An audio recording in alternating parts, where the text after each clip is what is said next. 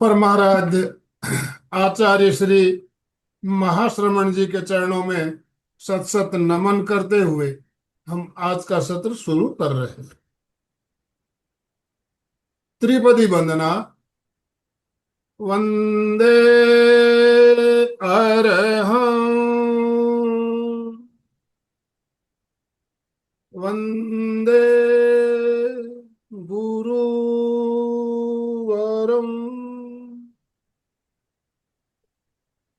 वंदे सत्यम।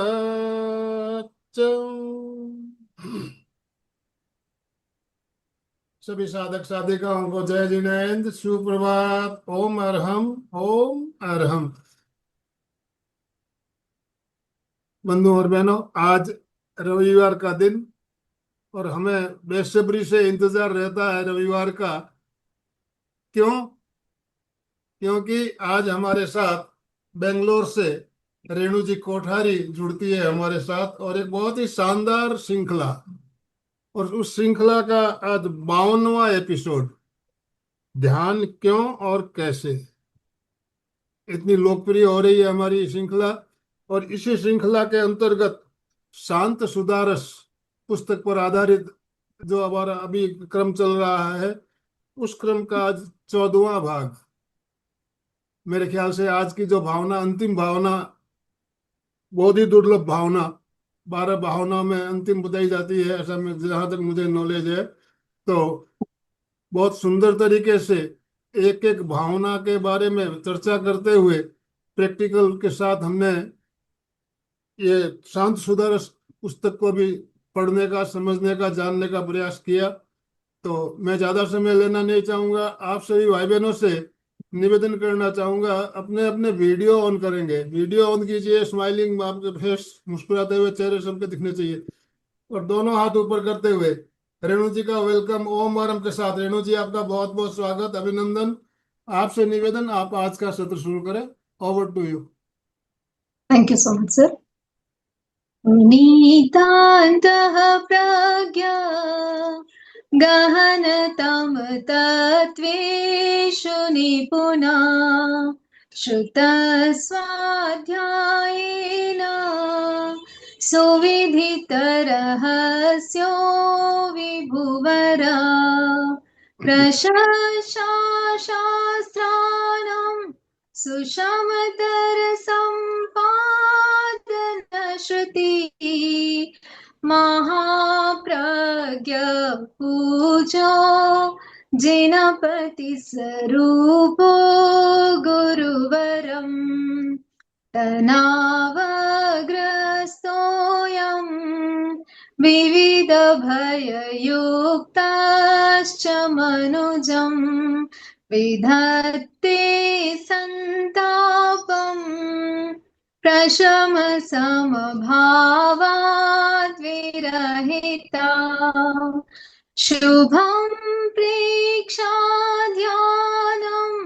सहज सुखदं विश्ववरदं महाप्रज्ञ पूजो जिनपति स्वरूपो गुरुवरम् महाप्रज्ञ पूजो जिनपति स्वरूपो गुरुवरम्।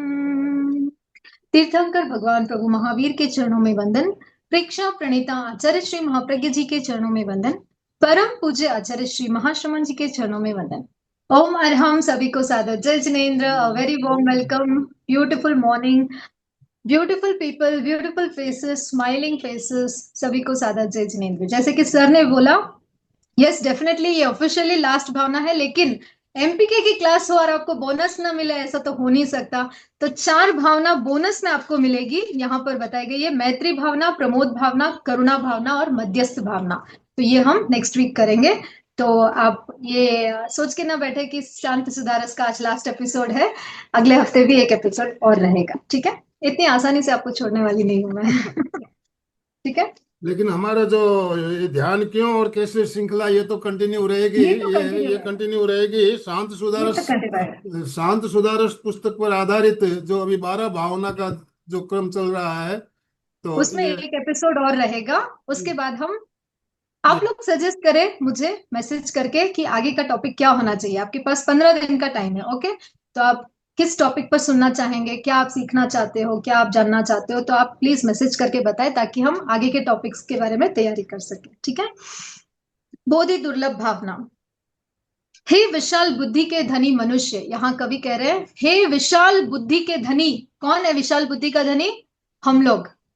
Don't you feel proud of your self कि हम विशाल बुद्धि के धनी है? मनुष्य पूछ रहे हैं वो हमसे, अनादिकालीन निगोद रूपी अंधकूप में पड़े हुए तथा निरंतर जन्म मृत्यु के दुख से पीड़ित जीवों को वैसे शुद्ध परिणाम कैसे हो सकते हैं जिससे वे उस अंधकूप से बाहर आ सके। वो पूछ रहे हैं, हमें पूछ रहे हैं, किसको? इस विशाल बुद्धि वाले मनुष्य को, कि कैसे वो निगोद का जीव जो अंधकार में पड़ा है, जन्म मरण वहां पे कर रहा है, उसको ऐसे शुभ भाव कैसे आ सकते हैं कि वो वहां से बाहर निकल सकता है। धन जन कंचन राज सुख, बोधि दुर्लभ भावना का जो दोहा आता है, धन जन कंचन राज सुख सब ही सुलभ कर जान, दुर्लभ है संसार में एक यथार्थ ज्ञान। ज्ञान जो है वो बहुत ही दुर्लभ है। बाकी सब कुछ आपको मिल जाएगा लेकिन ज्ञान मिलना बहुत दुर्लभ है। बोधि अर्थात सम्यक्त्व अथवा, बोधि का मतलब क्या है यहाँ पर बताया गया है, ध्यान से सुनना। सम्यक अथवा सम्यक ज्ञान, सम्यक दर्शन, सम्यक चारित्र की आराधना उसके कारणों पर और उसकी महिमा पर और उसके फल पर, किस किस कर? कारण पर, महिमा पर और फल पर पुनः पुनः चिंतन करना बोधि बीज भावना है। क्या क्या है? सम्यक ज्ञान दर्शन चारित्र पर, उसके कारणों का, उसकी महिमा का और उसके फल का बार बार अनुचिंतन करना बोधि दुर्लभ भावना है, ठीक है। 4 अंग दुर्लभ बताए गए हैं यहाँ पे। मनुष्यत्व, सद्धर्म का श्रवण, श्रद्धा और पुरुषार्थ। सबसे पहले तो मनुष्य जन्म मिलना दुर्लभ है। सेकंड, धर्म, सद्धर्म मिलना। धर्म तो बहुत मिल जाता है, कहते हैं ना कि कुछ लोग कहते हैं वो आदमी कितना धार्मिक है, रोज मंदिर जाता है, वो कितना धार्मिक है, रोज व्रत करता है। कौन सा व्रत करता है? फल आहार का व्रत करता है। वो व्यक्ति कितना धार्मिक है, कितना दान करता है, पुण्य करता है, ऐसा करता है, वैसा करता है, सारा दिन समाइक लेके बैठ जाता है, सारा दिन मंदिर जाता है, तीर्थ यात्रा करता है, मतलब इतना धार्मिक, इतना धार्मिक। क्या वो धार्मिक है? धर्म को अधर्म मानना, अधर्म को धर्म मानना, ये हमारा सम्यक्त्व नहीं है। तो सद्धर्म जो सही धर्म है उसको पाना हमारे लिए दुर्लभ है। वैसे तो बहुत सारे धर्म हमें मिल सकते हैं लेकिन जो सही धर्म है उसको पाना मुश्किल है। और पाने के बाद उस पर श्रद्धा होना मुश्किल है, और श्रद्धा भी हो जाए तो उस पर आचरण करना, उस पर पुरुषार्थ करना बहुत ही मुश्किल है। सब कुछ हमें पता है, सब कुछ हमें ज्ञान है, लेकिन क्या हम उस पर आचरण कर रहे हैं, क्या हम उसका पालन कर रहे हैं, वो बहुत इंपॉर्टेंट होता है। मनुष्य जन्म की दुर्लभता, फर्स्ट यहाँ पर मनुष्य जन्म क्यों दुर्लभ है वो बताया गया है। समस्त प्राणियों को चिरकाल तक भी मनुष्य जन्म पाना अत्यंत दुर्लभ है। सबको ये पता होगा, बहुत बार प्रवचन में भी आपने सुना होगा, फिर भी एक बार ब्रीफ से मैं आपको बता देती हूँ। क्योंकि पृथ्वी काय में गया हुआ जीव, एक बार जो जीव निगोद से निकलकर एकेंद्र जीव बनता है, पृथ्वी काव्य में जब वो जाता है तो अनंत बार वो जन्म मरण वहां पे करता है। ऐसा नहीं कि एक बार पृथ्वी काय में गया फिर वापस बेंद्र बन गया, तेंद्र बन गया, चतुरेंद्र बन गया, ऐसा नहीं। अनंत अनंत बार वहां पे जन्म मरण होता है, असंख्यात काल तक जन्म मरण करता है। फिर अब काय, तेजस काय, वायु काय, ऐसे गए हुए जीव असंख्यात काल तक उत्कृष्टता से रहता है वहां पर, मतलब बार बार अनंत असंख्य बार वहां पे जन्म मरण होता है। फिर वहां से अगर शुभ योग हो तो वनस्पति काय में उत्पन्न हुआ, वहां से उत्कृष्टता दुख का समाप्त होने वाले अनंत काल तक वनस्पति में ही जन्म मरण करता है। वनस्पति का जीव अनंत बार, असंख्य बार वनस्पति में ही जन्म मरण करता है। जब अनंत पुण्य राशि बढ़ने पर, जब वो वनस्पति काय का जीव होता है, उसकी सका अकाम निर्जरा होती है, ठीक है। वो निर्जरा होते होते होते होते जब अनंत पुण्य राशि बढ़ती है उसकी, तब वो कहीं जाके द्विंद्रिय में जन्म लेता है, 2 इंद्रिय वाला जीव बनता है। फिर वहां से अनंत पुण्य राशि बढ़ने पर तीन्द्र जीव में पैदा होता है। ऐसे क्रमशः बढ़ते बढ़ते उसके पुण्य उदय होते होते बढ़ते बढ़ते बढ़ते बढ़ते अनंत असंख्य बार वो जन्म मरण करते करते करते फिर चतुरेंद्र में आता है, फिर असन्नी पंचेंद्र में आता है, फिर सन्नी पंचेंद्र में आता है। उसमें भी हो सकता है वो पशु बन रहा हो, पक्षी बन रहा हो, या और कोई पंचेंद्र जीव बन रहा हो, गाय कुत्ता ऐसे बना हो। फिर वो मनुष्य गति में आता है। मनुष्य में भी कोई जरूरी नहीं है कि आपको अच्छा जीवन मिलेगा। मतलब मनुष्य जन्म मिलने के बाद भी कुछ लोगों का हम जीवन देखते हैं वो नरक से भी बदतर होता है। ये सुनो, देखा है आपने? इतना दुख, इतनी पीड़ा, इतना कष्ट उनको होता है, उनको लगता है कि इससे अच्छा मैं मर जाऊं। इतना कष्ट होता है। मतलब मनुष्य जन्म मिलना ही काफी नहीं है। इन विकलेंद्रिय, बेइंद्रिय, तेंद्रिय, चतुरेंद्रिय अवस्था में भी उत्कृष्ट संख्यात काल तक उसी में जन्म मरण करना पड़ता है। उसी में बार बार बार बार जन्म मरण करना पड़ता है। पुनः पुण्य का प्रकाश होने पर संगी पंचेंद्र के रूप में जन्म लेते हैं। पंचेंद्रिय अवस्था को प्राप्त करने के बाद भी जलचर, स्थलचर वैसे बन सकते हैं, पशु पक्षी जो हमने बताया। हो सकता है नरक में भी आप जा सकते हो, देवगति में भी जा सकते हो। वहां पर कितनी आयुष है? 33 करोड़, उत्कृष्ट 33 करोड़ सागर। इतनी आयुष, इतना असंख्य काल हमने बिता दिया। कहां कहां नहीं हमने जन्म मरण किया, असंख्य काल हमने बिता दिया। 33 सागरोपम तक का उत्कृष्ट काल तक समय बिता दिया। किसने बिताया? किसने बिताया इतना समय? हमने, मेरी आत्मा ने, आपकी आत्मा ने। असंख्य काल यहां पर हमने इस लोक में बिता दिया। 33 करोड़ सागरोपम। अगर हम देवगति में गए तो वहां पर इतना समय बिताया, नरक में गए तो वहां पर इतना समय बिताया, इतना समय हमने बिता दिया। इस प्रकार इस संसार में नाना प्रकार की योनियों में परिभ्रमण करते करते बड़ी मुश्किल से मनुष्य जन्म की प्राप्ति होती है। मनुष्य जन्म को प्राप्त होने पर भी अधिकांश मनुष्य विषय सुखों की मोह की निद्रा में ऐसे सोए रहते हैं कि सांसारिक काम भोग के दलदल में फंसते चले जाते हैं। यहाँ पर काम वासना और भोग वासना, दो तरह की वासना बताई गई है। काम वासना क्या होती है? पद, पैसा, प्रतिष्ठा, इसके पीछे हम भागते हैं। और भोग वासना मतलब सिर्फ भोग में ही हम लिप्त रहते हैं। अच्छा खाना, अच्छा पहनना, अच्छी अच्छी जगह घूमना, ये करना वो करना, सिर्फ भोग। दो तरह की भूमि होती है, कर्म भूमि और भोग भूमि। जहां पर हमें ये कर्म भूमि मिलती है ना, हमने जो लोक का पूरा लास्ट वीक देखा ना, उसमें कर्म भूमि का कितना पार्ट है? बहुत छोटा सा पार्ट है। बाकी पूरा भोग भूमि है। वहां पर आपको सिर्फ भोग करना है, कर्मों को भोगना है। कर्म भूमि जहां पर होती है वहीं पर हमें कर्मों को क्षय करने का हमें एक अवसर मिलता है। और ये कर्म भूमि इस पूरे लोक में कितना है? एक डॉट जितना है। देखा ना हमने लास्ट वीक लोक भावना में। तो उस कर्म भूमि का मिलना भी बहुत ही दुर्लभ है। वहां पर हम अपने कर्मों से, अपने कर्मों से, अपनी क्रिया से, अपने मन वचन काया की क्रिया से हम अपने कर्मों को क्षय कर सकते हैं। ये मन वचन और काया तीनों से हम कर्म का बंधन भी करते हैं और इन्हीं तीनों से हम कर्मों को क्षय भी करते हैं।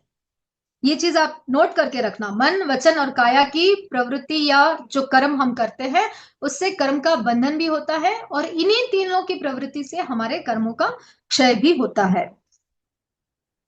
साधना विहीन व्यक्ति काम भोगों के प्रति पिपासा में सारी जिंदगी बिताकर इन परम दुर्लभ अंकों को पाने में अवसर को खो देता है। मनुष्य जन्म तो मिल गया, सारी चीजें मिल गई, धर्म भी मिल गया, जिनवाणी भी मिल गई, लेकिन हमने क्या किया? इस वासना को व्यर्थ कर दिया।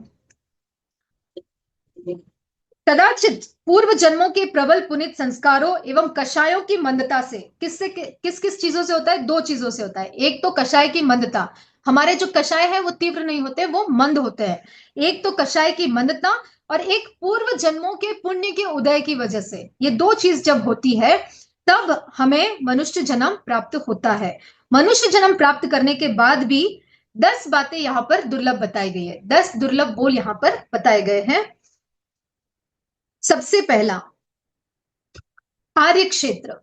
लोक भावना में हमने देखा है आर्य क्षेत्र, जिसको हम कर्म भूमि भी बोलते हैं। आर्य क्षेत्र मिलना बहुत दुर्लभ है। मनुष्य जन्म प्राप्त होने के बाद भी आर्य क्षेत्र मिलना कठिन है, क्योंकि 14 रज्जु लोक में 14 रज्जु हमने देखा, 7 रज्जु नीचे, 7 रज्जु ऊपर, बीच में हमारा मध्य लोक है। उस मध्य लोक के एक छोटे से हिस्से में वहां पर असंख्य समुद्र द्वीप है। मध्य लोक में असंख्य समुद्र द्वीप है, जिसमें अढ़ाई द्वीप क्षेत्र, उसी में कर्म भूमि बताई गई है। इस अढ़ाई द्वीप में 15 कर्म भूमि क्षेत्र है, जिसमें छोटा सा क्षेत्र है आर्य क्षेत्र। कितना विशाल लोक, उसमें कितना छोटा आर्य क्षेत्र। अतः आर्य क्षेत्र मिलना दुर्लभ है। आर्य क्षेत्र में भी हो सकता है हम पूरे लोक में कहां कहां हमने जन्म मरण किया है, बार बार मृत्यु को पाया है, फिर जन्म लिया है, फिर भोगा है, फिर पाया है, लेकिन जब हमें ये आर्य क्षेत्र मिल जाता है, आर्य क्षेत्र में भी उत्तम कुल मिलना दुर्लभ है। सेकंड क्या है? सेकंड दुर्लभ क्या है, नोट कर रहे हैं सभी? फर्स्ट इज आर्य क्षेत्र, सेकंड उत्तम कुल। उत्तम कुल मिलना दुर्लभ है, क्योंकि जहां धर्म अधर्म गम्य अगम्य भक्ष अभक्ष्य आदि सभी व्यवहारों से संस्कारहीन होते हैं, वे मोज शोक हिंसा व्यभिचार मांस भक्षण आदि चांडालिक कर्मों से रहते हैं। अतः वहां धर्म ध्यान जप तप आदि कुछ भी नहीं हो सकता। ठीक है, हमें अगर ये उत्तम जाति कुल मिला है तो हमें अपने आप को सौभाग्यशाली मानना चाहिए। थर्ड आता है सर्वांग परिपूर्णता, यानी अविकल इंद्रिया। हमारे पास पांचों इंद्रिया है, पांचों इंद्रिया हमें मिली है। हम देख सकते हैं, हम सूंघ सकते हैं, हम बोल सकते हैं, हम सुन सकते हैं, हम स्पर्श कर सकते हैं। तो इन पांचों इंद्रियों का मिलना भी बहुत दुर्लभ है। बहुत सारे लोग होते हैं जिनको वो साधना करना चाहते हैं पर उनकी सुनने की क्षमता नहीं है। वो जिनवाणी सुनना चाहते हैं पर वो सुन नहीं सकते। वो कुछ गुरु दर्शन करना चाहते हैं लेकिन उनकी आंखें नहीं है। वो अपने मुख से नाम जप करना चाहते हैं लेकिन उनके पास आवाज नहीं है, वो गूंगे हैं। तो ऐसे हम कितने सौभाग्यशाली है कि पांचों इंद्रियां हमें मिली है, हम इन इंद्रियों का सदुपयोग नहीं कर रहे हैं। इनको सिर्फ और सिर्फ अगेन कर्मों के बंधन में लगा रहे हैं, इंद्रिय लोलुपता में डूब के अगेन हम इसके कर्म बंधन में लगा रहे हैं, लेकिन कर्मों की मुक्ति में नहीं लगा रहे हैं। अविकल इंद्रिया, ओके। निरोगता, हम स्वस्थ हैं, अभी तक हम स्वस्थ हैं, हम चाहे जितनी साधना कर सकते हैं। एक सर्टन एज के बाद मान लीजिए आपको बीपी है, थायराइड है, या शुगर हो गया, या कैंसर जैसी बीमारी हो गई, फिर आप क्या करोगे? फिर आप साधना कर पाओगे? नहीं कर पाओगे। तो अभी हम क्या है? निरोगता है, स्वस्थ है, पूर्ण आयु है, हमें आयुष्य भी मिला है। देखिए, हम जब गुरुदेव के दर्शन करने जाते हैं ना, तो वहां देखते हैं सारे ओल्ड एज पीपल वहां पे बैठे बैठे गुरु के दर्शन कर रहे हैं। क्या है वो उनके कर्मों की निर्जरा कर रहे हैं। दीर्घ आयु उनको मिला है। और दीर्घ आयु, आप जैसे अगर पता हो आप सबको, तो हमारे इंडिया में एक प्रचलन है, कोई भी अगर हमें प्रणाम करते हैं या हम किसी को प्रणाम करते हैं, आयुष्मान भव का आशीर्वाद दिया जाता है ना, दीर्घ आयुष्य का आशीर्वाद दिया जाता है। दीर्घ आयु क्यों होता है? क्योंकि ये कर्म भूमि है, यहाँ पर जो यौवन अवस्था है, यहाँ पर कुछ हमारी जिम्मेदारियां होती है, राइट? हमें अपना कुछ फर्ज निभाना होता है। तो यहाँ पर हम उतनी साधना नहीं कर पाते जितनी करनी चाहिए या हम कर सकते हैं। तो दीर्घ आयु जो हमारे जीवन का जो अंतिम पड़ाव होता है, एटलीस्ट उसमें हम साधना करके अपनी आत्मा का कल्याण कर पाए, इसलिए हमें दीर्घ आयुष्य अगर हमें मिलती है तो ये बहुत ही दुर्लभ है। जो व्यक्ति अबाउ 50 60 70 80 या 90 प्लस भी है, तो वो बहुत ही दुर्लभ है मिलना। तो उस दीर्घ आयु का मिलना भी बहुत दुर्लभ है जिसमें हम साधना कर सकते हैं। परलोक प्रमाण बुद्धि, यानी दीर्घ आयु भी मिल गया, लेकिन ऐसा कोई सदगुरु हमें नहीं मिला जो हमारी बुद्धि को जगा सके कि मरने के बाद क्या, व्हाट नेक्स्ट।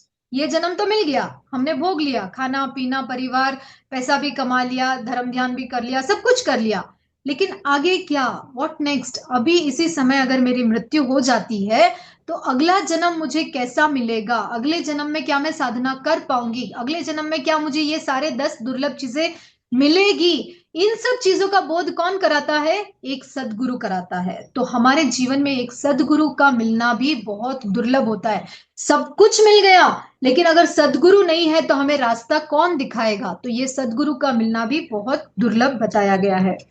धर्म श्रवण, सदगुरु मिल गए, लेकिन क्या हम उस वाणी को सुन रहे हैं? जिन वाणी को सुन रहे हैं वो भी दुर्लभ है। धर्म स्वीकरण, यानी उस पर श्रद्धा करना, सुन तो लिया कि सच बोलना है, ठीक है, लेकिन क्या हम उस पर श्रद्धा कर रहे हैं? जिनवाणी को हमने सुना है, सम्यक ज्ञान दर्शन चारित्र के बारे में सुना है, पढ़ा है, हमने 12 भावनाओं के बारे में अभी तक पढ़ा है, इतने एपिसोड से हम सुन रहे हैं, पर क्या मन में आपके श्रद्धा है उसके प्रति? इतने जो अनित्य भावना, शरण भावना, संसार भावना, एकत्व भावना, इतनी सारी भावनाएं हमने पढ़ी, सुनी, जानी, सब कुछ किया, लेकिन क्या मन में उसके प्रति श्रद्धा है? आपके मन में दृढ़ श्रद्धा है कि हाँ, ये जिनवाणी है, ये सत्य है, मुझे इस पर विश्वास है, ऐसा ही होता है। अगर प्रभु महावीर ने, अगर जिनवाणी में ये लिखा है, आगम में ये लिखा है, तो ये सत्य है। लोक का जो परिणाम बताया गया है इतना विस्तार से, ये सच है। क्या आपके मन में श्रद्धा है? अगर इतना सा भी डाउट आपके मन में है, तो ये आपका बोधि दुर्लभ भावना, बोधि दुर्लभ गया आपके हाथ से। कोई शंका नहीं होनी चाहिए, श्रद्धा होनी चाहिए। एंड लास्ट इज संयम। ये 10 तरह के दुर्लभ बताए गए। आर्य क्षेत्र, उत्तम जाति, सर्वांग परिपूर्णता, निरोगता, पूर्ण आयु या दीर्घ आयु, सदगुरु, धर्म श्रवण, धर्म स्वीकरण, श्रद्धा और संयम। ठीक है। बहुत से लोग संसार सागर को पार लगाने वाला सम्यक ज्ञान दर्शन चारित्र आदि मोक्ष पथ को सुनकर भी उससे परिभ्रष्ट यानी विचलित हो जाते हैं। सब कुछ सुनने के बाद, श्रवण करने के बाद भी हम भ्रमित हो जाते हैं, हम पथ से भ्रष्ट हो जाते हैं। क्यों हो जाते हैं? उत्तम धर्म विषयक श्रवण यानी श्रुत प्राप्त होने पर भी उस पर श्रद्धा होना और भी दुर्लभ है, क्योंकि बहुत से लोग मिथ्यात्व का सेवन करने वाले होते हैं। अतः हे गौतम, संयम खलु जीवनम, संयम समय मात्र का भी प्रमाद मत करो। संबोहि खलु पेह दुल्लाह, संबोधि की प्राप्ति दुर्लभ है। संयम गोयम माप माये। भगवान महावीर यहाँ पर गौतम स्वामी से कह रहे हैं कि ये सब दुर्लभ है, ये मिलने के बाद भी हम क्या कर रहे हैं? प्रमाद कर रहे हैं। सब कुछ मिला है, 10 जो दुर्लभ बातें बताई गई है ना, सब कुछ हमें मिली है। आज हम यहाँ पर जितने जन बैठे हैं ना, मुझे नहीं लगता किसी के पास पांचों इंद्रियां नहीं है, ऐसा हो नहीं सकता। सदगुरु नहीं मिले हो, ऐसा हो नहीं सकता। जिनवाणी नहीं मिले हो, ऐसा नहीं हो सकता। आयुष्य भी सबकी अच्छी है, सब कुछ हमें मिला है, लेकिन क्या मिसिंग है? प्रमाद कर रहे हैं हम, पुरुषार्थ नहीं कर रहे हैं हम, पुरुषार्थ की वहां पर कमी है। तो भगवान महावीर गौतम स्वामी से कह रहे हैं, संयम गोयम माप माये, एक क्षण का भी प्रमाद मत करो, अभी इसी क्षण संयम को अपनाओ। संबोधि की प्राप्ति दुर्लभ है। संसार के समस्त जीवों से जगत के सभी भाव पहले अनंत बार प्राप्त किए हैं, परंतु बोधि रत्न प्राप्त नहीं हुआ है। अनंत बार हमने इस संसार में जन्म मरण किया है, बहुत कुछ पाया है, बहुत कुछ खाया है, खाते खाते, क्योंकि आहार संज्ञा, सबसे पहले आहार संज्ञा होती है, राइट? जैसे ही किसी जीव का जन्म होता है, सबसे पहले क्या होता है? आहार संज्ञा होती है ना। हम खाते हैं, खाते हैं तो ही हम जीवित रह पाते हैं, चाहे वो कोई भी इंद्रिय का जीव हो। तो इतने जन्मों जन्मों तक, अनंत जन्मों तक हमने खाया है, सिर्फ और सिर्फ खाया है, आहार किया है। अब तो इसका संयम करो।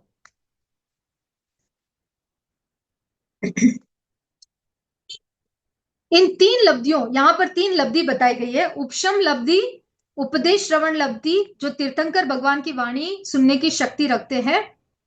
उपशम यानी मिथ्यात्व को उपशम करने की योग्यता। और तीसरा है प्रयोग लब्धि, उपशम क्रिया के योग्य शक्ति हमारी। इन 3 लब्धियों से युक्त जीव यथा प्रवृत्ति आदि 3 कारण कर सकते हैं। कई जीव तो यथा प्रवृत्ति करण करके राग द्वेष की ग्रंथि के निकट आकर उस ग्रंथि का भेदन नहीं कर पाते और बोधि प्राप्त किए बिना ही लौट जाते हैं। बहुत से असंख्य जीव ऐसे हैं कि इन सब लब्धियों को, इन सब बोधियों को प्राप्त करने के बावजूद भी एंड में आकर, किनारे पे आकर डूब जाते हैं। वो मुक्ति को नहीं प्राप्त कर सकते हैं, वो राग द्वेष की ग्रंथियों को नहीं तोड़ पाते हैं। प्रेक्षा ध्यान का मुख्य उद्देश्य क्या है? राग द्वेष से मुक्त होना। हमारा जीव अनंत बार ऐसा हुआ है कि तैरते तैरते तैरते तैरते इस संसार सागर के एंड तक आए, किनारे तक आए और फिर डूब गए। ऐसा हुआ हो सकता है हमारे साथ भी, लेकिन इस जन्म में नहीं। अभी हमें पूरा पुरुषार्थ करना है, राग द्वेष की ग्रंथियों को हमें पूरी तरह से तोड़ना है और संयम जीवन का पालन करना है। बोधि की प्राप्ति के बाद में भी मिथ्या दृष्टियों के साथ संग प्रमाद सेवन, यानी कुछ अभवी जीव होते हैं। ओके, भवी जीव अभवी जीव सबको पता है ना, यहाँ पे हम डिटेल में नहीं बताएंगे। बोधि रत्न के अभाव में अभवी जीव भी उच्च कोटि की करनी, यानी उच्च कोटि की करनी करके वो नवग्रह देवलोक तक जाता है। कौन जाता है? अभवी जीव नवग्रह, नौवे देवलोक तक वो जाकर भी फिर वापस नीचे गिर जाता है, परंतु बोधि के बिना वह निवृत्त सुख की प्राप्ति नहीं कर सकता। नौवे ग्रेवियक देवलोक में जाने के बावजूद भी अगर उसको बोधि की प्राप्ति नहीं हुई है तो वो मोक्ष को प्राप्त नहीं कर सकता। बोधि के बिना सब क्रियाएं उसी तरह निरर्थक है जैसे अंक के बिना शून्य। एक अंक नहीं है तो आप कितने भी जीरो लगा दो उसकी कोई वैल्यू नहीं है। एक अगर अंक है तो उसके आगे एक जीरो भी लगाओगे तो उसकी वैल्यू 10 रुपए बढ़ जाएगी, 2 जीरो लगाओगे तो 100 रुपए हो जाएगी, 3 जीरो लगाओगे तो 1000 हो जाएगी। ऐसे जीरो बढ़ाते बढ़ाते उसकी वैल्यू कितनी बढ़ जाती है। लेकिन अगर वो एक वहां से हट गया तो क्या होगा? जीरो है उसकी वैल्यू। चाहे वहां पर 10 शून्य है तो भी उसकी वैल्यू जीरो है। तो वो एक क्या है यहाँ पे? बोधि है। अगर एक बोधि नहीं है तो बाकी जो कुछ भी संसार में आपको मिला है, भले देवलोक मिला है, उत्कृष्ट साधना आप कर रहे हो, लेकिन बोधि अगर नहीं मिला है आपको तो सब कुछ आपका शून्य है। बोधि रत्न के बिना चक्रवर्ती भी रंग के समान है। अगर वो चक्रवर्ती भी बन गया, हमारा जीव अगर चक्रवर्ती भी बन जाए, लेकिन बोधि नहीं मिली तो हम गरीब है, भिखारी के बराबर है। और बोधि रत्न के प्राप्ति करने वाला रंक भी चक्रवर्ती से बड़ा होता है। भूतकाल में जो मोक्ष में गए हैं, यानी अनंत काल से जो जीव मोक्ष में गए हैं, अभी वर्तमान में जो जीव मोक्ष में जा रहे हैं, मतलब इस क्षेत्र से नहीं लेकिन महाविद्य क्षेत्र या दूसरे क्षेत्र से जा रहे हैं, भविष्य में जो मोक्ष में जाएंगे, अनंत काल तक जो भविष्य में जीव मोक्ष में जाएंगे, उन सब में बोधि रत्न का ही अनुपम प्रभाव है। बोधि रत्न नहीं है, सम्यक ज्ञान दर्शन चारित्र नहीं है, तो वो जीव मोक्ष में नहीं जा सकता। सम्यक दर्शन पर हमारा एमपीके पर ही एक पूरा एपिसोड बना हुआ है। सम्यक ज्ञान दर्शन चारित्र अगर आपको समझ में नहीं आता है कि क्या होता है तो आप वो एपिसोड प्लीज जाके वापस देखें। पूरा सम्यक दर्शन पर एक पूरा एपिसोड बना हुआ है। सम्यक दर्शन रहित व्यक्ति को सम्यक ज्ञान नहीं होता। सबसे पहला सम्यक दर्शन, जिसके पास दर्शन नहीं है उसको ज्ञान नहीं होता, और जिसके पास ज्ञान नहीं है उसका चरित्र नहीं बनता। चरित्र के बिना मोक्ष नहीं हो सकता और मोक्ष के बिना निर्वाण नहीं हो सकता, यानी जो अंतिम हमारा लक्ष्य है वो नहीं मिल सकता। विशेष सबसे इंपॉर्टेंस किसका है? सम्यक दर्शन का है। यह वहां है तो ज्ञान भी सम्यक हो सकता है और चरित्र भी सम्यक हो सकता है। संयम की दुर्लभता, यहां पर संयम की दुर्लभता को एक अलग से एक्सप्लेन किया गया है। व्हाट इज संयम? संयम क्यों दुर्लभ है? उत्तम धर्म पर श्रद्धा होने पर भी काया से स्पर्श यानी संयम में पराक्रम करना अति दुर्लभ है, क्योंकि इस जगत में बहुत से धर्म श्रद्धालु जन शताब्दी काम भोगों में मूर्छित है। हम इन 5 इंद्रियों के विषय में इतना आसक्त है, इतनी लोलुपता है हमारे अंदर, इंद्रिय लोलुपता, कि हम इस धर्म का आचरण नहीं कर पा रहे। ज्ञान होने के बावजूद भी, दर्शन होने के बावजूद भी हम आचरण क्यों नहीं कर पा रहे? क्योंकि हम इन इंद्रियों की लोलुपता में फंसे हुए हैं। बहुत सारे लोगों को आपने देखा होगा कि उनका मन करता है उपवास करने का, लेकिन वो कर नहीं पाते, है ना?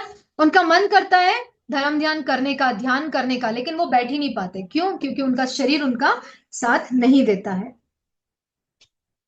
यहाँ पर 5 कारण बताए गए हैं बोधि दुर्लभ के और बोधि सुलभ के, यानी बोधि क्यों मिलती है और बोधि क्यों नहीं मिलती है, उसके 5 कारण बताए गए हैं। ध्यान से सुनना।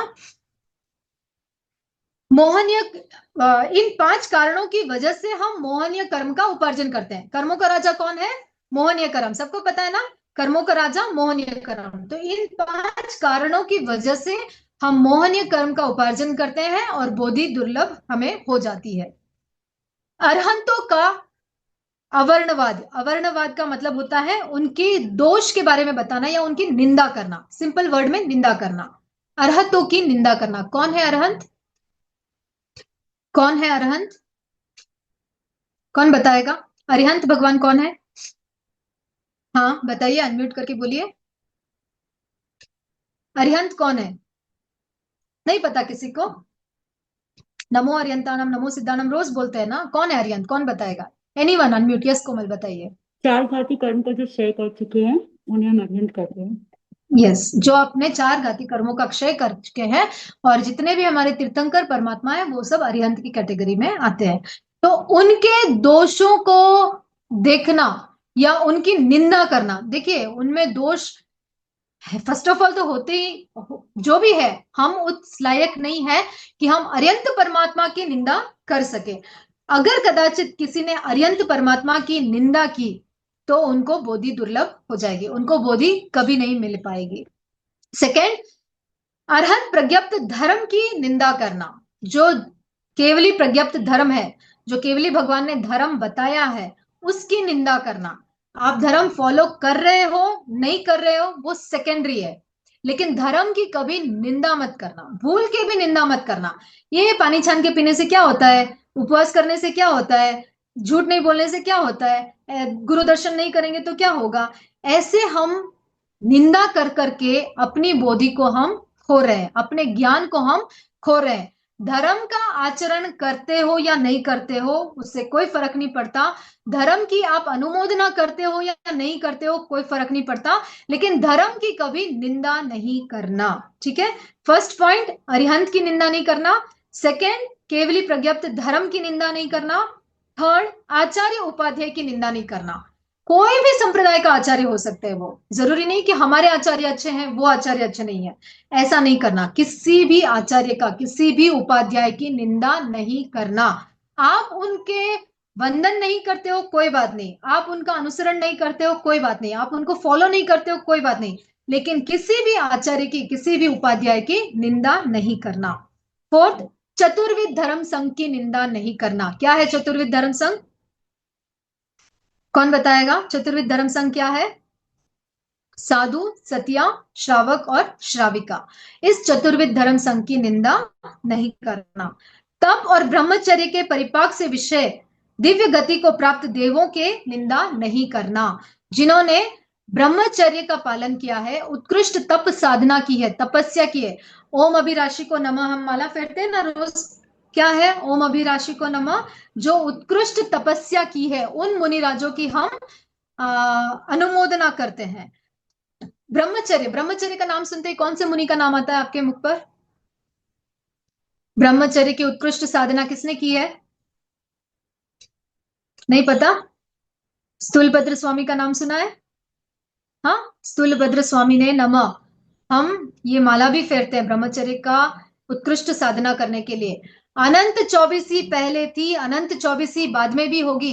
प्रभु महावीर का नाम तो इस चौबीसी में है, अगली चौबीसी में तीर्थंकर भगवान का नाम भी चेंज हो जाएगा, लेकिन स्थूलभद्र स्वामी की आराधना कभी खत्म नहीं होगी। आने वाली अनंत चौबीसी तक स्थूलभद्र स्वामी का नाम लिया जाएगा। क्यों लिया जाएगा? क्योंकि उन्होंने ब्रह्मचर्य की उत्कृष्ट साधना की है। यूट्यूब पर बहुत सारे वीडियोस है स्थूलभद्र स्वामी के, प्लीज आप उनको जाके देखिए, सुनिए उनकी आराधना, उनकी साधना के बारे में एक बार तो जरूर सुनिए कि कैसी उत्कृष्ट साधना उनकी थी। तो इन पांचों का अगर आप भक्ति कर सकते हैं बहुत अच्छी बात है, नहीं कर सकते निंदा कभी मत करना। सुलभ बोधि, इनका वापस रिवर्स बताया गया है। सुलभ बोधि कब होती है? दुर्लभ बोधि तो बता दिया, सुलभ बोधि कब होती है? जब आप अरिहंतों के गुणों की वंदना करते हैं, अभिवंदना करते हैं, अरिहंत परमात्मा के गुणों की भक्ति करते हैं, कीर्तन करते हैं, तब आपको सुलभ बोधि होती है। अगर आपको याद है तो ध्यान क्यों और कैसे के फर्स्ट 2 एपिसोड्स में शायद हमने गुणानुग्राही बनने की बात बताई थी, याद है किसी को? किसी को भी हम देखते हैं सामने, अगर वो तपस्वी है तो हम कहेंगे कि इनके जैसा गुण मेरे भीतर भी प्रकट हो। अगर वो ज्ञानी है, उनका तत्व ज्ञान बहुत अच्छा है, तो उनको देख के हम क्या विश करेंगे? इनके जैसा गुण मेरे भीतर भी प्रकट हो। अगर वो बहुत अच्छा विहार कर रहे हैं, लंबा विहार कर रहे हैं, तो हमसे नहीं होता है, 1 किलोमीटर भी नहीं चला जाता है, तो हम क्या भावना पाएंगे कि इनके जैसे विहार करने की शक्ति मुझ में भी प्रकट हो। मतलब हमारी आत्मा में ये सारे गुण ऑलरेडी हैं। अनंत ज्ञान, अनंत दर्शन, अनंत चारित्र, अनंत आनंद से हमारी आत्मा भरी पड़ी है, लेकिन उसके ऊपर क्या हो गया? कर्मों का आवरण आ गया। तो जब हम ये भावना बातें, गुणानुग्राही जब हम बनते हैं, कि ये गुण मेरी आत्मा का भी प्रकट हो। तपस्या करने का ये गुण मेरी आत्मा में भी है, लेकिन वो आवरणित है, कर्मों से ढका हुआ है। तो मेरी आत्मा का ये गुण प्रकट हो, ज्ञान का गुण प्रकट हो, दर्शन का गुण प्रकट हो। जब हम ये भावना भाते हैं तो हमारी आत्मा का वो गुण बाहर आता है और हम भी वो साधना कर पाते हैं। तो हमें हमेशा गुणानुग्राही होना चाहिए। किसी में भी कोई भी आपको उसका नेगेटिव पॉइंट नहीं देखना चाहिए। उसमें कुछ ना, देखिए कोई भी व्यक्ति हो, कोई ना कोई एक पॉजिटिव पॉइंट तो उसमें होगा, कोई ना कोई एक गुण उसमें होगा। सिर्फ उस गुण को देखिए और उस ये अभिलाषा करे कि मेरी आत्मा का भी ये गुण प्रकट हो। तो अरहंतों के गुणों का वर्णन करना और कल्प क्या बोलते विश करना कि मेरी आत्मा का भी ये गुण प्रकट हो। धर्म, केवली प्रज्ञा धर्म के गुणानुवाद करना, आचार्य उपाध्याय को गुणानुवाद करना, चतुर्विध धर्म संघ की गुणानुवाद करना, तप और ब्रह्मचर्य की दिव्य गति से प्राप्त देवों की गुणानुवाद करना। ठीक है, तो ये 5 अगर आप निंदा करते हैं तो बोधि दुर्लभ है, और इनकी आप गुणानुवाद करते हैं तो बोधि सुलभ है, सुलभ बोधि है। भक्ति बहुमान पूर्वक गुण कीर्तन करने से जीव को ज्ञान दर्शन चारित्र स्वरूप बोधि लाभ प्राप्त होता है। ज्ञान दर्शन चारित्र बोधि के लाभ से संपन्न जीव अनंत क्रिया से मुक्त हो जाता है, वैमानिक देवों में उत्पन्न होने से योग्य आराधना करता है। इस प्रकार दुर्लभ बोधि के कारण को त्याग कर सुलभ बोधि के उपायों का सेवन करना चाहिए। इस सुलभ बोधि के फलस्वरूप समय का सदुपयोग होता है, निरंतर अप्रमत्त जागरूकता बढ़ती है और आनंद की चिर अनुभूति हमें होती है। यहाँ पर स्टोरी आती है ऋषभ देव भगवान की। बोधि दुर्लभ भावना में किसकी स्टोरी आती है? ऋषभ देव भगवान। ऋषभ देव भगवान कौन है, जानते हैं सब?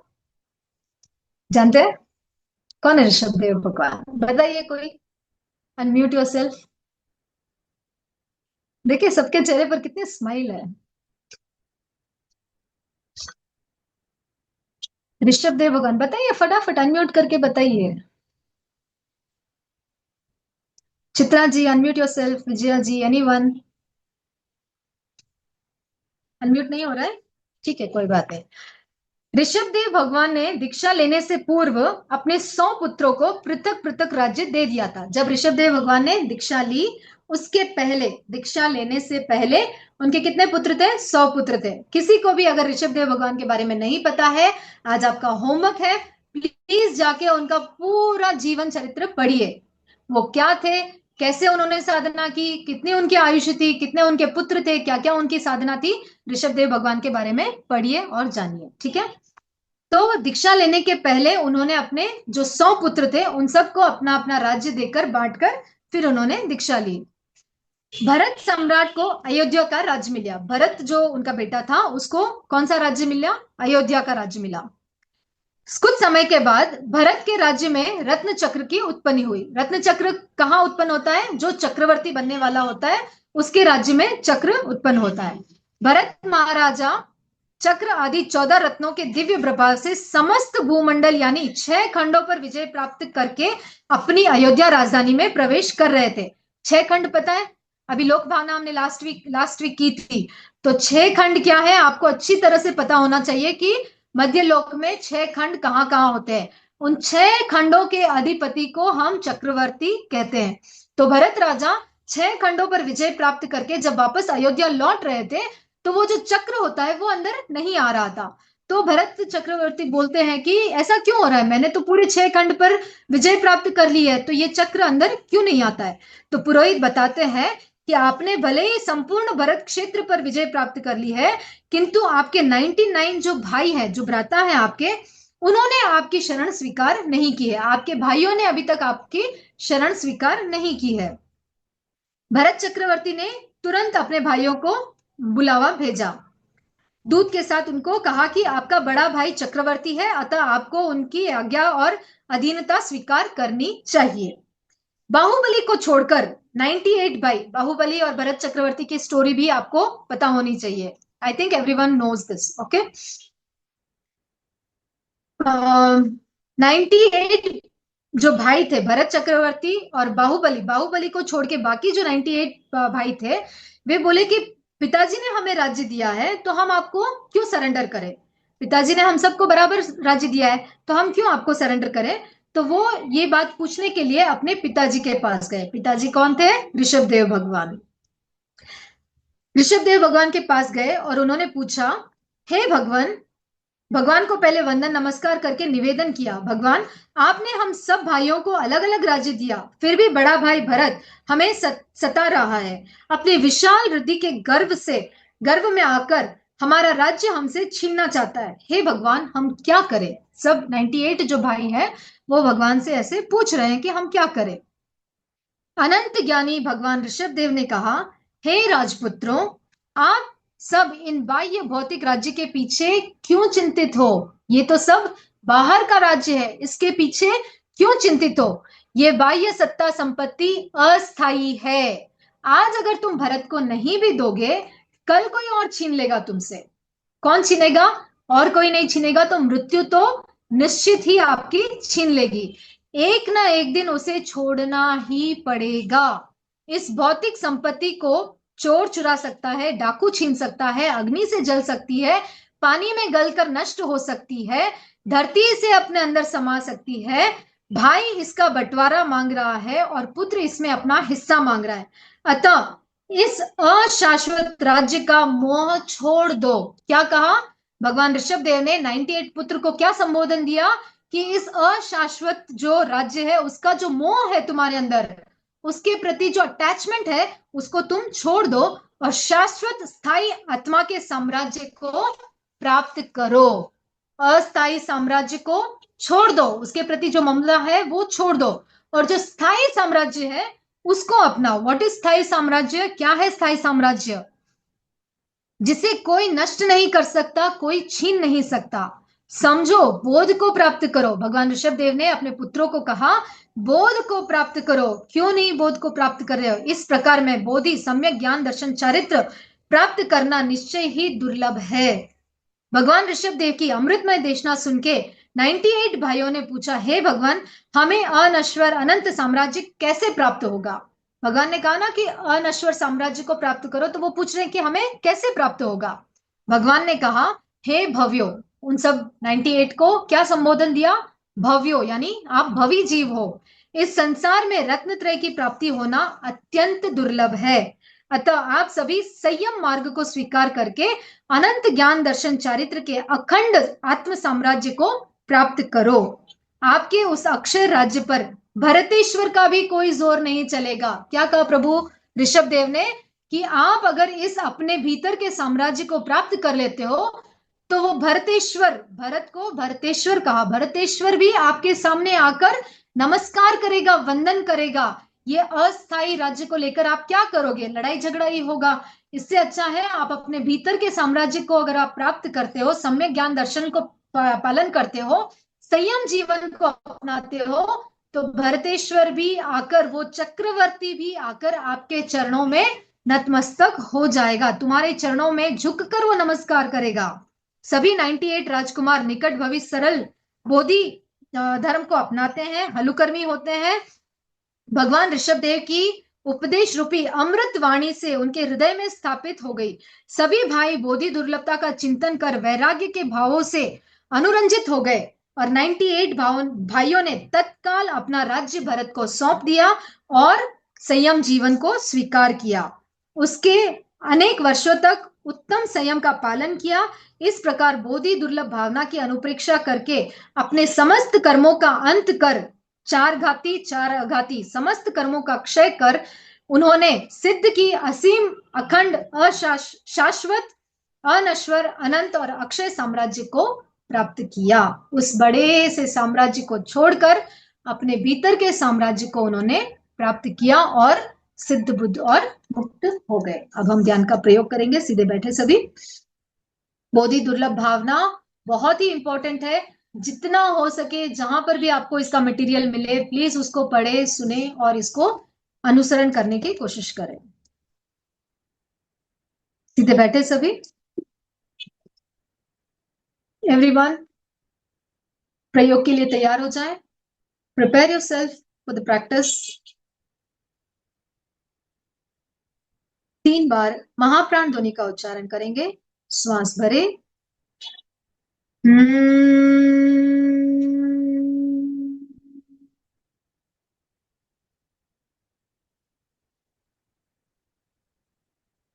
श्वास भरे। श्वास भरे।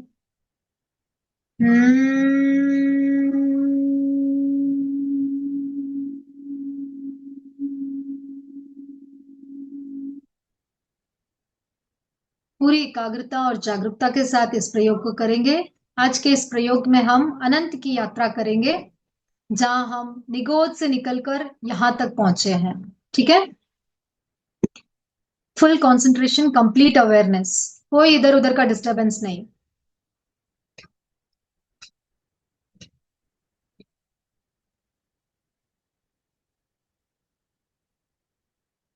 देखिए सूत्र का उच्चारण।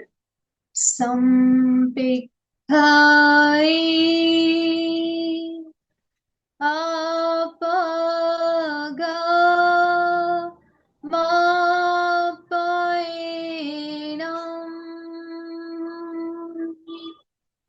संपिखाई आपगा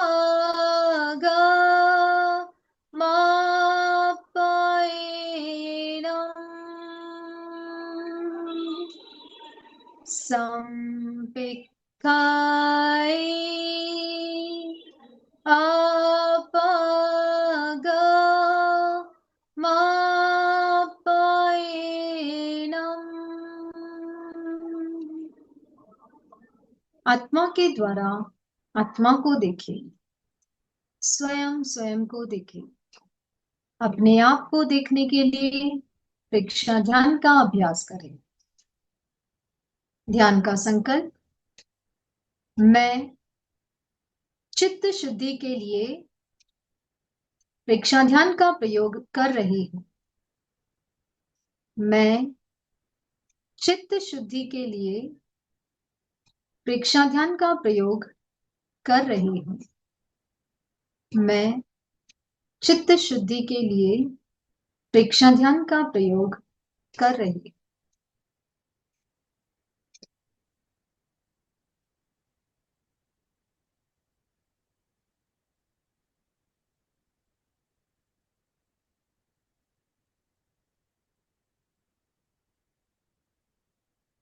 कायोत्सव। शरीर को स्थिर, शिथिल और तनाव मुक्त करें। मेरुदंड और गर्दन को सीधा रखें, हलन चलन ना करें।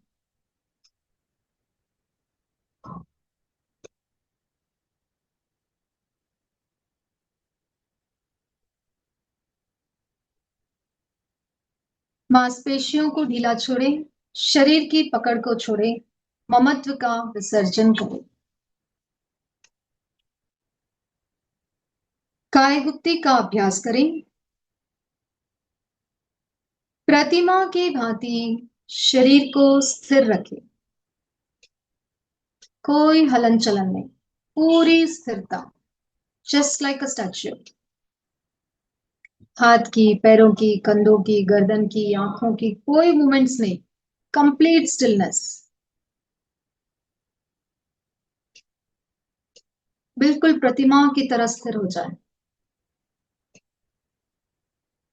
दृढ़ संकल्प कर ले, चाहे खुजली हो, पसीना हो, दर्द हो, कुछ भी हो, नो मूवमेंट्स, कोई हलन चलन नहीं।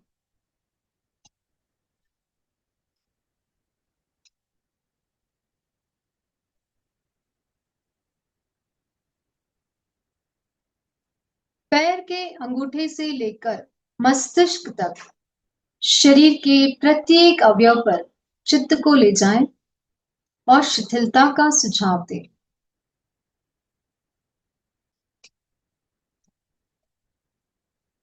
अनुभव करें पूरा शरीर शिथिल हो रहा है।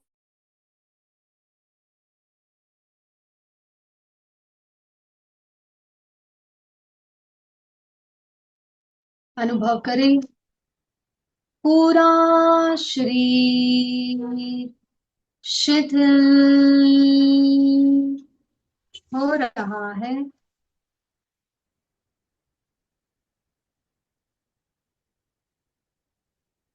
अनुभव करें पैर के अंगूठे से लेकर मस्तिष्क तक पूरा शरीर शिथिल हो गया है। शरीर के प्रत्येक अवयव के प्रति जागरूक रहे। कोई अकड़न जकड़न खिंचाव तनाव नहीं। Fully awareness, complete relaxation.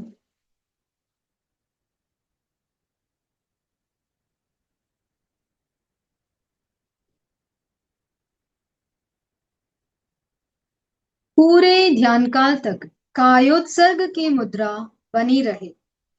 शरीर को अधिक से अधिक स्थिर और निश्चल रखने का अभ्यास करें।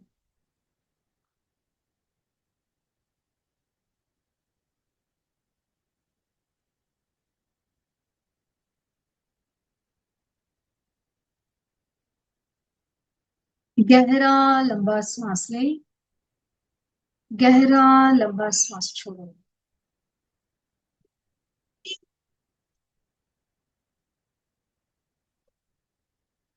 धीरे धीरे गहरा लंबा सांस ले, धीरे धीरे गहरा लंबा सांस छोड़े। अपने आप को इस क्षण में स्थिर होते हुए महसूस करें। अपने आप को इस क्षण में स्थिर होते हुए महसूस करें। ऐसा लग रहा है जैसे मानो समय रुक सा गया है, थम सा गया है।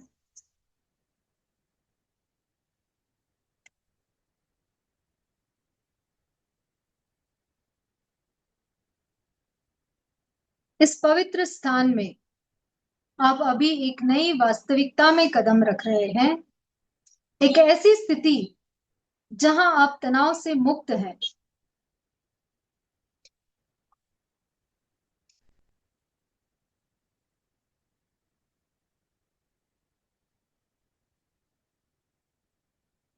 किसी भी तरह का कोई तनाव नहीं, शारीरिक, मानसिक, भावनात्मक, सारे तनाव को रिलीज कर रहे हैं। एज यू एक्सेल, जब आप श्वास छोड़ते हैं तो अनुभव करें सारा तनाव बह रहा है बाहर। As you inhale, inhale trust. As you exhale, exhale out all the emotions and stress.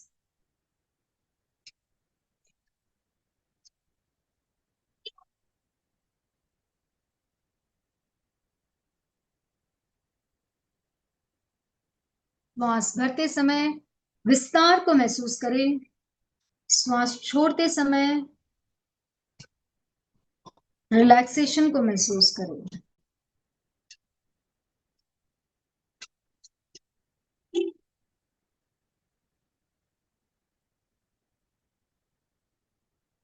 देखें अपने आप को,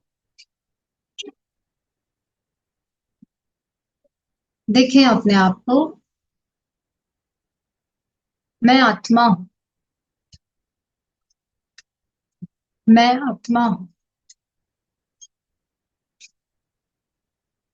ना मैं ये शरीर हूं, ना मैं ये मन हूं, ना मैं ये विचार हूं। शरीर नहीं, मन नहीं, विचार नहीं, मैं आत्मा हूं।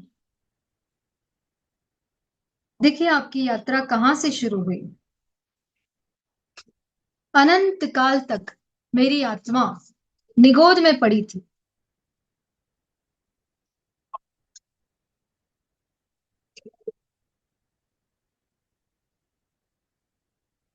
इतना वहां पे कीचड़, इतनी दुर्गंध,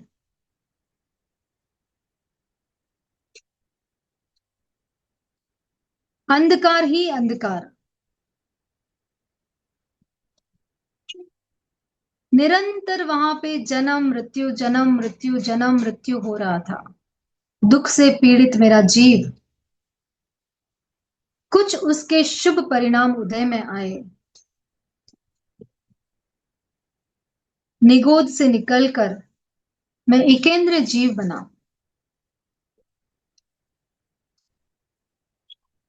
पृथ्वी काय, अप काय, तेव काय, वायु काय, वनस्पति काय, बार बार वहां पर जन्म मरण जन्म मरण। देखें अपने आप, पृथ्वी काय का जीव कैसे कुचला जा रहा है, पैरों के नीचे रौंदा जा रहा है, बारिश में भीग रहा है, कीचड़ बन रहा है, गर्मी में तप रहा है। वायु काय का जीव कैसे तेज हवा में इधर उधर हिलोरे खा रहा है। अग्निकाय का जीव कैसे जल रहा है। वनस्पति काय का जीव कैसे काटा जा रहा है।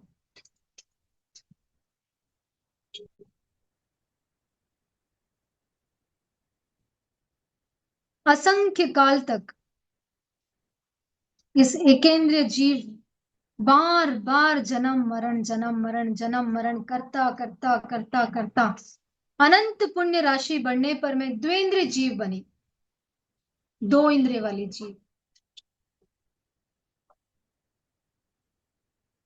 वहां पर भी कितना कष्ट, कुचला गया, मारा गया। छोटी सी आयु, 2 पल की आयु, कभी 2 घंटे की आयु। जन्म लेते ही मृत्यु, जन्म लेते ही मृत्यु, जन्म लेते ही मृत्यु। असंख्य बार ऐसा हुआ।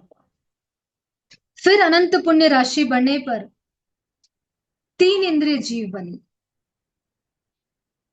वहां पर भी अनंत काल तक जन्म मृत्यु जन्म मृत्यु जन्म मृत्यु, असंख्य काल वहां पर बिता दिया। फिर अनंत पुण्य उदय होने पर चतुरेंद्र जीव बने।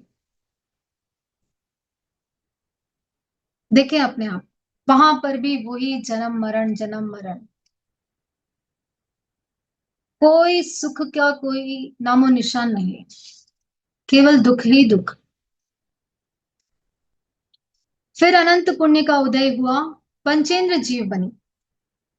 कभी कुत्ता, कभी गाय, कभी शेर, पता नहीं कैसे कैसे पशु पक्षी की योनियों में जन्म मरण किया। हो सकता है किसी भाव में मैं गाय बनी हूं, उस गाय को काटा गया, उसके चमड़े को छिला गया, उसके बछड़े को उससे दूर किया गया, अनंत वेदनाओं को सहन किया।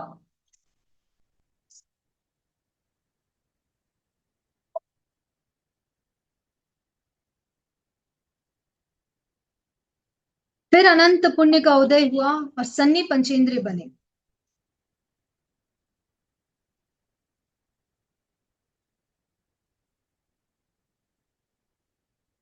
वहां पर भी जन्म मरण जन्म मरण।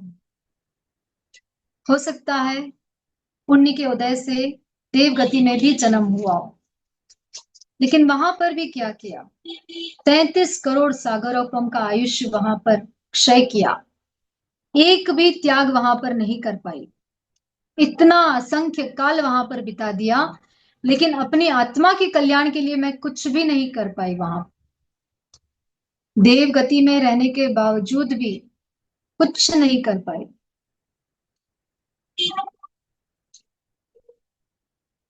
हो सकता है फिर मनुष्य जन्म मिला हो, फिर कुछ पाप कर्म किए हो और फिर नरक गति में गई हो, वहां पर भी असंख्य काल बिता दिया। इतना दुख, इतनी पीड़ा, इतनी वेदना।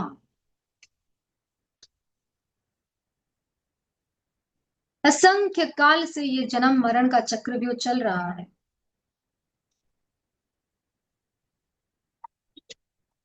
अनंत अनंत पुण्य के उदय से ये मनुष्य जन्म मुझे मिला है। गुरु की कृपा से ये जन्म मुझे मिला है। इस मनुष्य जन्म में जिन वाणी सुनने को मिला है, जिन धर्म पर मुझे श्रद्धा भी है, अटूट श्रद्धा है, लेकिन आचरण करने में थोड़ी सी कमजोर हो गई। मुझे अभी एक क्षण का भी प्रमाद नहीं करना है। हर पल, हर क्षण बोधि दुर्लभ भावना का मुझे स्मरण करना है। सम्यक ज्ञान दर्शन चारित्र का आचरण करना है। अपने सम्यक्त्व को सुरक्षित रखना है। क्षण मात्र का भी प्रमाद मैं नहीं करूंगी।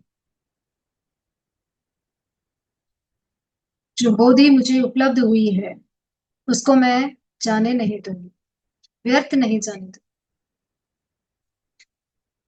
मेरे सम्यक्त्व को मैं और स्ट्रांग करूंगी।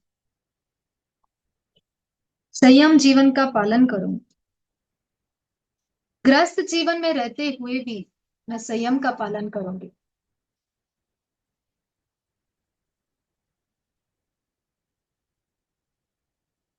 जितना हो सके, जितने मेरे शरीर की क्षमता है, उतना तप त्याग करूंगी। क्योंकि यही एक जीवन ऐसा है जहां मैं त्याग कर सकती हूँ।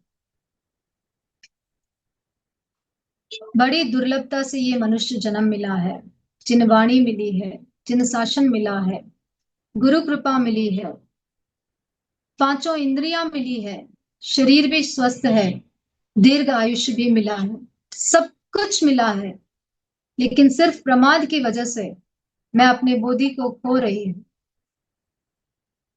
मुझे अब प्रमाद नहीं करना है। क्षण भर का भी प्रमाद नहीं करना।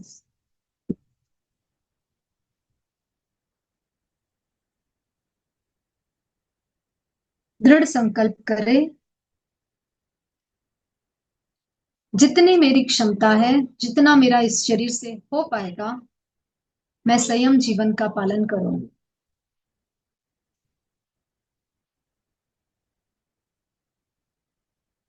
मुझे अपने सम्यक्त्व को सुरक्षित रखना है, इसे खोना नहीं है।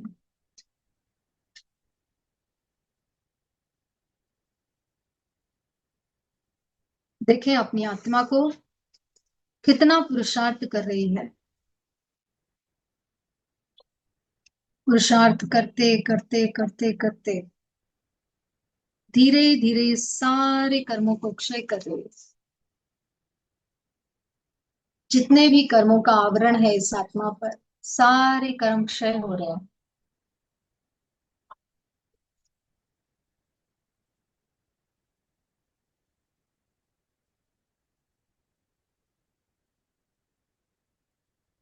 ये जो दुर्लभ मनुष्य जन्म मुझे मिला है, इसको सार्थक किया है। सारे कर्मों को क्षय करके शुद्ध प्योर आत्मा, पवित्र आत्मा सिद्ध शिला पर जाकर विराजमान हो गए। अपने आप को एकदम हल्का महसूस करें। Pure shining white radiant light, चमकते हुए श्वेत रंग का साक्षात्कार करें। अपनी आत्मा का साक्षात्कार करें। सारे कर्मों को क्षय करके मैं आत्मा, शुद्ध आत्मा, पवित्र आत्मा, निर्मल आत्मा सिद्ध शिला पर जाकर विराजमान हूं। चारों तरफ आनंद ही आनंद, शांति ही शांति।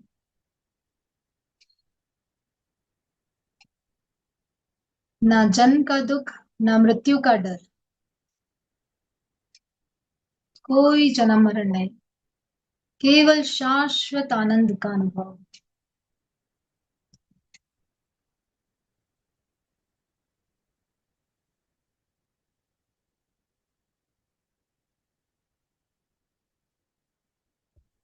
Take a deep inhale, complete exhale. गहरा लंबा श्वास ले, गहरा लंबा श्वास छोड़। Deep inhale, complete exhale. पैर के अंगूठे से लेकर मस्तिष्क तक शरीर के प्रत्येक अवयव में चित्त और प्राण की यात्रा करें।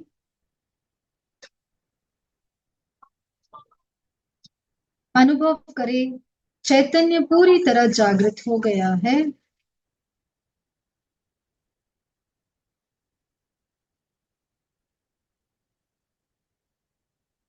शांति और आनंद का अनुभव करें। अपना सच में से जा मैं तिम भोए सुका पाए। स्वयं सत्य खोजे, सबके साथ मैत्री करे। अहम सुवेचा शरणम पमोखम। दुख मुक्ति के लिए विद्या और आचार का अनुशीलन करें। दोनों हाथ आनंद केंद्र पर जुड़े शरण सूत्र का उच्चारण करेंगे। अर्हन्ते शरणं पवज्जामि,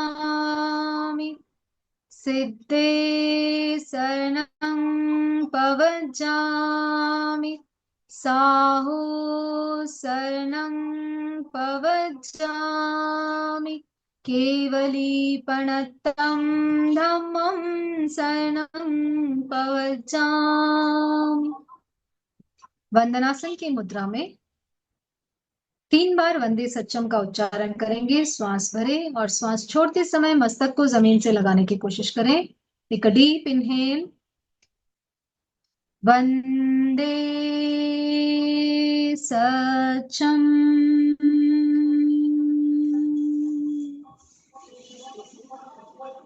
वंदे सच्चम,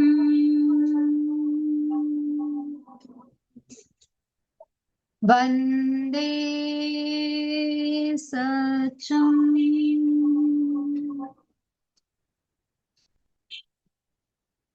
As and when you feel comfortable, slowly open your eyes. अपने भीतर हो रहे प्रकंपनों को महसूस करें। मस्तिष्क में हो रहे वाइब्रेशंस को अनुभव करें। With a beautiful smile, Shanta ji बहुत अच्छे से स्माइल कर रहे हैं। आपका एक्सपीरियंस बता रहा है कि आपको बहुत अच्छा अनुभव हुआ है आज। यस, शांता जी अनम्यूट कर सकते हो आप? अनम्यूट कीजिए अपने आप को। जी सर। कैसा लग रहा है? बहुत बढ़िया।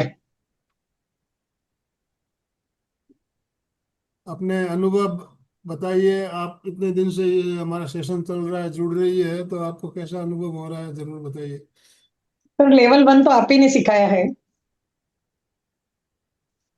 लेवल 1 तो आप ही ने सिखाया है सर। और उसी में काफी 6-7 साल तो हो ही गए हैं। अभी लाडनू भी जाके आए लास्ट वीक। वहां पे जाके भी 10 दिन की शिविर करके आए हैं। बहुत अच्छी बात ओम है। राम।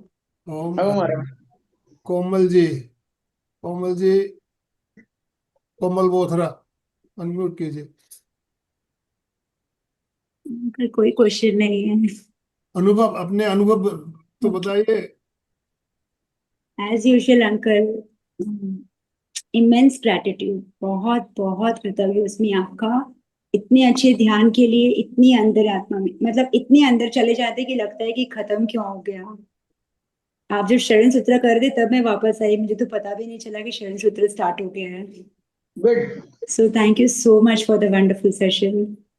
जी, एक इतने मतलब गहरे विषय को कितने सरल शब्दों में समझाना, ये सबसे बड़ी बात होती है। और ये खूबी रेणु जी में हम देख रहे हैं, बहुत सुंदर तरीके से एग्जाम्पल, उन कहानियों के माध्यम से, एग्जाम्पल के माध्यम से कितना सुंदर तरीके से एक एक बात हमें समझाती है और सबके गले उतरती है। तो बहुत बहुत धन्यवाद रेणु जी।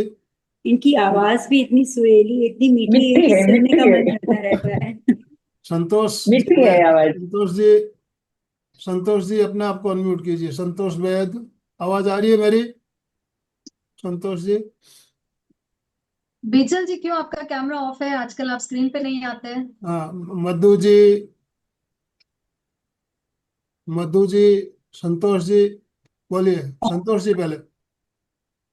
मैं तो रेणु जी के लिए ओम हरम बोलने वाला चाहती हूँ, सबको बोलती हूँ ओम हरम बोलिए। सुबह भवन में क्लास करा रहे हैं, अभी इधर क्लास करवा रहे हैं, बहुत मेहनत करवा रहे हैं।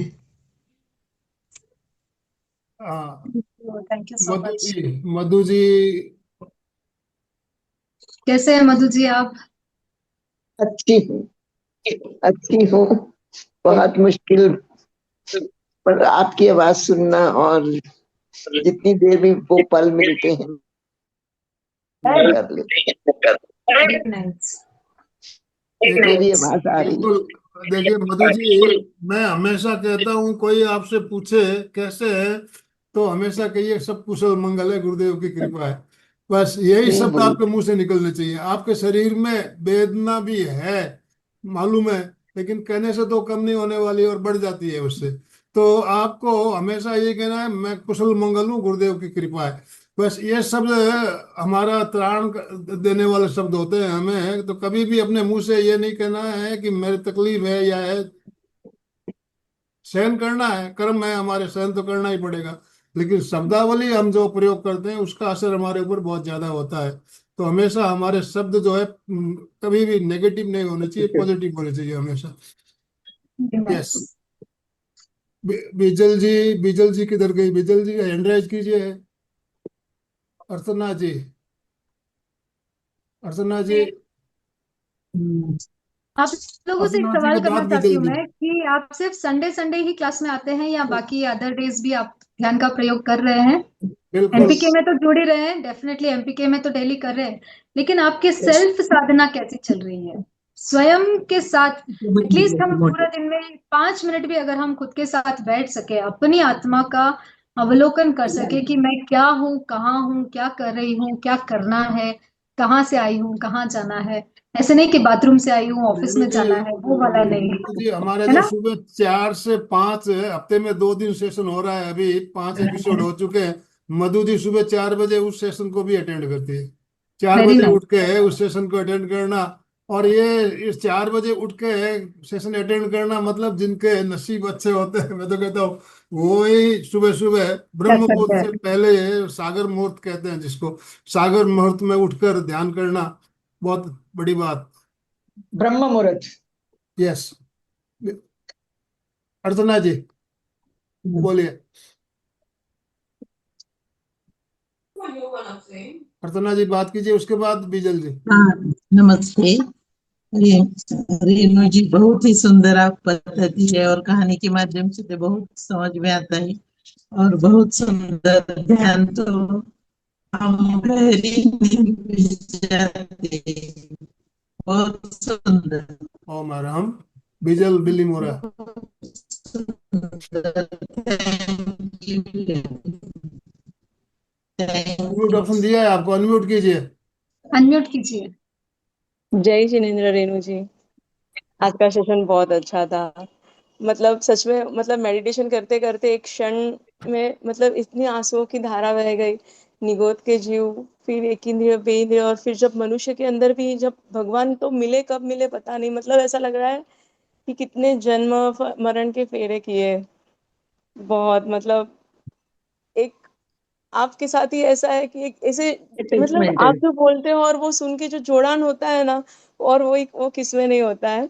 बट सॉरी, मैं लेसन नहीं करती हूँ डेली, खाली आपके साथ ही करती हूँ। देखिए, करिए, आप योग, डेली योग करिए। अच्छे होते हैं तो हर काम अच्छा होता है। और हमारा योग अच्छा है ताकि हम सबका, कोई कहीं बैठे हैं, कोई बेंगलोर में, कोई कोलकाता में, कोई मुंबई में, कोई नागपुर में। ऐसा लग रहा है हम सब एक साथ बैठकर जैसे एक परिवार में बैठे हुए हैं, एक साथ सबके साथ बात कर रहे हैं, हंस रहे हैं, मुस्कुरा रहे हैं। तो ये आज की जो टेक्नोलॉजी है कितनी उपयोगी है हमारे लिए। और जिनका योग अच्छा है उनको ये अवसर मिल रहा है। तो भगवान का, प्रभु का धन्यवाद कीजिए कि हमें ऐसा अवसर मिल रहा है। जी। ओम सर, अरहम। आज तो हमें ऐसा लगा कि वापस लाडनू बैठे हैं। चलिए, लास्ट अच्छी वीक बात। में आए तो आज तो ऐसा ही लगा कि अभी तक वहां बोल रहे हैं, आगे पीछे मोर की आवाज आ रही है, मयूर की। बहुत अच्छा लगा। तो समापन करें, किसी को और जी। नहीं कहना हो तो समापन की ओर चलेंगे। दोनों हाथ जोड़ते हुए, रीढ़ की हड्डी गर्दन सीधी रखते हुए, आंखों को बिना दबाव दिए कोमलता से बंद रखते हुए मेरे साथ साथ सभी मानसिक उच्चारण करेंगे। मैं चैतन्यमय, चैतन्यमय, मैं मैं आनंदमय हूँ, आनंदमय, मैं मैं शक्तिमय हूँ, शक्तिमय, मेरे मेरे भीतर भीतर अनंत अनंत चैतन्य का, चैतन्य का, अनंत अनंत आनंद का, आनंद का, अनंत शक्ति अनंत का का सागर सागर लहरा रहा है। इसका साक्षात्कार करना साक्षात ही मेरे मेरे जीवन का का परम लक्ष्य है। परम लक्ष्य है। हमारा आज का दिन मंगलमय हो, मंगलमय हो, आनंदमय हो, शांतिमय हो। इन्हीं शुभ भावनाओं के साथ ओम शांति शांति शांति। कृतज्ञोस्मि, हम हम सब सब पूज्य गुरुदेव पूज्य सबके के गुरुदेव के आभारी हैं। आभारी प्रति हैं। आभारी हैं। कृतज्ञोस्मि, हम सब हम पूज्य सब सब गुरुदेव पूज्य पूज्य के गुरुदेव आभारी के गुरुदेव हैं। के प्रति आभारी आभारी हैं। हैं। कृतज्ञोस्मि, हम सब हम हम पूज्य सब सब गुरुदेव पूज्य के आपके गुरुदेव के आभारी हैं। आभारी प्रति हैं। आभारी आप सभी भाई बहनों का बहुत बहुत धन्यवाद, बहुत बहुत आभार। आज हैं। अशोक जी नहीं जुड़े हैं नारा बोलने के लिए। हमारा नारा भी जो है हमारी पहचान बन गई है, एक फिटनेस का डोज, 1 घंटा रोज। नारा हमारी हमारे जो हमारा जो ये चल रही है एमपी के, इसकी पहचान बनती जा रही है ये नारा। तो आप में से कौन बोलेगा ये नारा? यस, कोमल जी, कोमल जी आप बोलिए प्लीज आज। एक घंटा फिटनेस, रोज। हाँ फिटनेस बोलिए। का डोज फिटनेस का डोज एक 1 घंटा घंटा घंटा हर हर हर रोज, रोज। रोज, फिटनेस का डोज 1 घंटा 1 घंटा हर हर रोज। रोज, फिटनेस का डोज 1 एक घंटा एक घंटा हर घंटा हर हर रोज। रोज। रोज।